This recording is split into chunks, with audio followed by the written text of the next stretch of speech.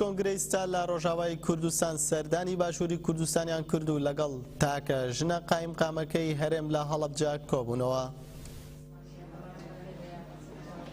دوێنێ شاندێکی کۆنگرەی ستار کە پێک هاتبوون لە نوێنەری خۆسەری دموکراتی ڕۆژاوا لەیلا موستەفا و ئەندامی کۆنگرەی ستار زێنەب عەزیز و نوێنەری کۆنگرەی ستار جەهان خەلیل لە باشووری کوردستان سەردانی شاری هەڵەبجەیان کرد.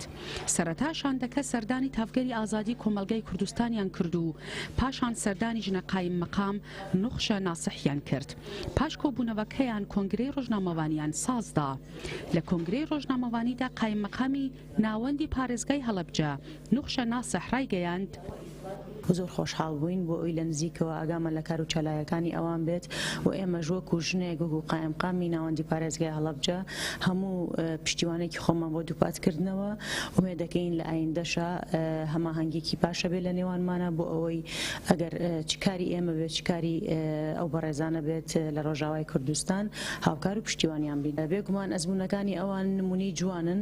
ئێمە هەوڵە دێین کە بەکاریان بێنین لە ئەزمونەکانی باشووری کوردستانە و بە هەمان شێوە ئەوانیش ئەتوانن قسە بکەن لەسەر ئەزمونەکانی ئێمە و پێم وایە ئەوانیش لەو کار و چالاکیانێکی ئێمە کردومانە سوود وەرەگرن.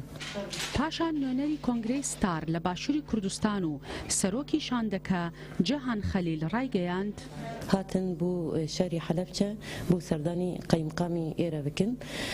ئێمە پەیامی خۆمان ئەوایە و ئاستی عەلاقاتی خۆمان پەیوەندیەکانی خۆمان خورتی بکن بۆی پێشەڕۆژ بەرنامەکانی خۆمان بڕێوە ببن دووە ئاستێدا بوو ئەو هەدەفە هاتن بۆ ئێرە.